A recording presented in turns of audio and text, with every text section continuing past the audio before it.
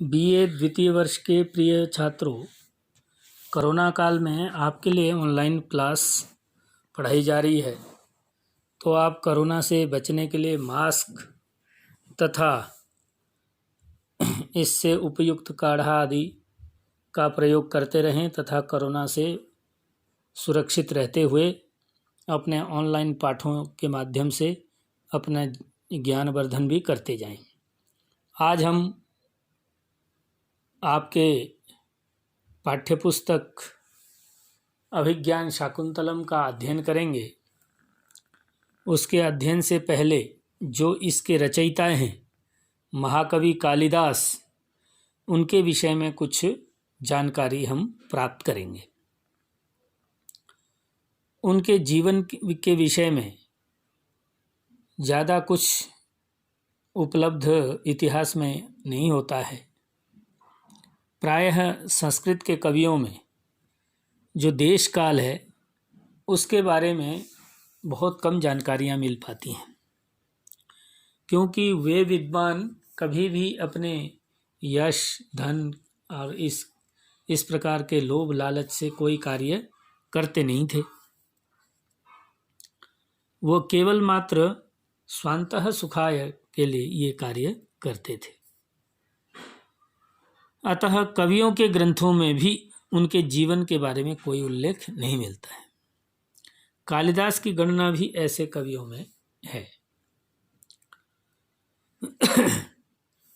उन्होंने अपने किसी भी ग्रंथ में अपने जीवन के विषय में कोई चर्चा नहीं की है। कुछ किंवदंती के अनुसार ये कहावत प्रचलित है कि कालिदास प्रारंभ में पढ़े लिखे नहीं थे। किन्हीं विद्वानों ने किसी राजकुमारी का अहंकार भंग करने के लिए, उसका अभिमान भंग करने के लिए उस राजकुमारी के साथ विवाह करवा दिया। विवाह के बाद जब उन्होंने उनके मुख से अशुद्ध शब्दों को सुना तो उनको लगा कि ये तो बड़े मूर्ख हैं। तो उन्होंने उनको अपमानित किया और घर से निकाल दिया। घर से निकलने के पश्चात उन्होंने काली देवी की भक्ति की और भक्ति से प्रसन्न होकर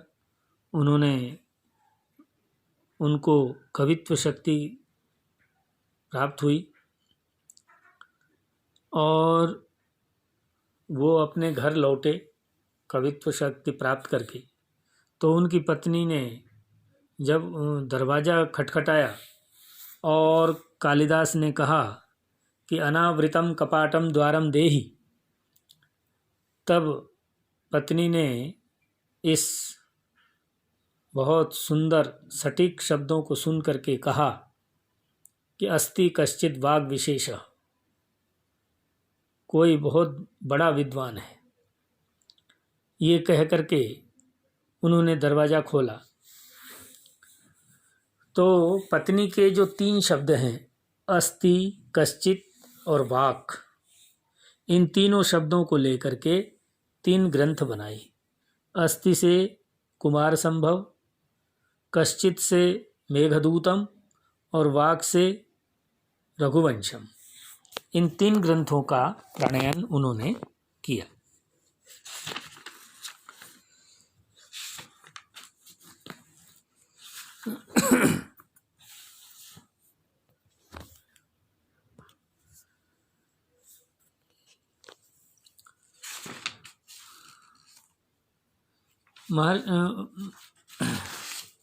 कवि कालिदास के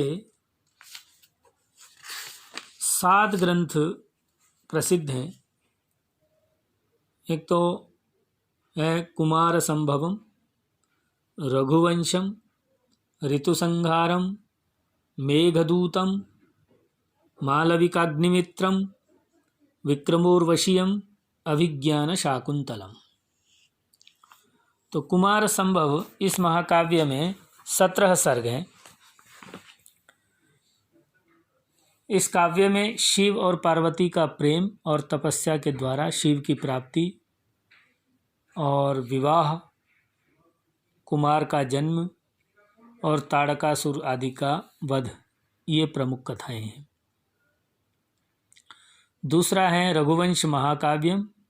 इसमें 19 सर्ग हैं और जो सूर्यवंशी रघुवंशी राजा हैं उनका जीवन वर्णन है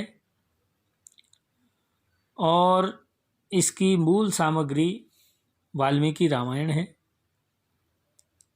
और महाराज दिलीप से लेकर के अग्निवर्ण तक के जो रघुवंशी राजा हैं उनका वर्णन किया गया है। तीसरा है ऋतुसंहारम। ऋतुसंहार बहुत छोटा ग्रंथ है, 144 श्लोक मात्र हैं। इसमें सभी ऋतुओं का वर्णन किया गया है और ऋतुओं का वर्णन बहुत जो प्रकृति प्रेमी हैं उनके लिए बहुत महत्वपूर्ण है और बहुत सरल सात्विक है। चौथा है मेघदूतम। इसको गीति काव्य भी बोला जाता है और मेघदूतम को गीति काव्यों में सर्वश्रेष्ठ कृति भी मानी जाती है। इसमें एक यक्ष की मार्मिक व्यथा का चित्रण किया गया है और इसमें 2 विभागों में विभक्त है यह काव्य। ये पूर्व मेघ और उत्तर मेघ दोनों में जो है अच्छा वर्णन किया गया है उस यक्ष का और उसकी विरहित पत्नी का। 5वां है मालविकाग्निमित्रम। यह कालिदास की पहली नाट्य रचना है। इसमें माधुर्य लालित्य दृष्टिगोचर कम होता है। विदिशा का राजा जो अग्निमित्र है वो नायक है और विदर्भराज की भगिनी जो मालविका है वो इसमें नायिका है। 6ठा है विक्रमोर्वशीयम। इस नाटक में महाराज पुरुरवा तथा जो अप्सरा उर्वशी है इनकी जो पौराणिक कथा है उसका इसमें वर्णन किया गया है। इसमें 5 अंक हैं। और 7वां है अभिज्ञान शाकुंतलम। इसमें ये जो है महाकवि कालिदास का विश्व प्रसिद्ध नाटक है और इसमें 7 अंक हैं। महाराज दुष्यंत और मेनका पुत्री शकुंतला का इसमें जो है प्रणय चित्रण बहुत हृदयाह्लादक है और बहुत ही अच्छा यह नाटक है। इस नाटक के विषय में आगे पढ़ेंगे।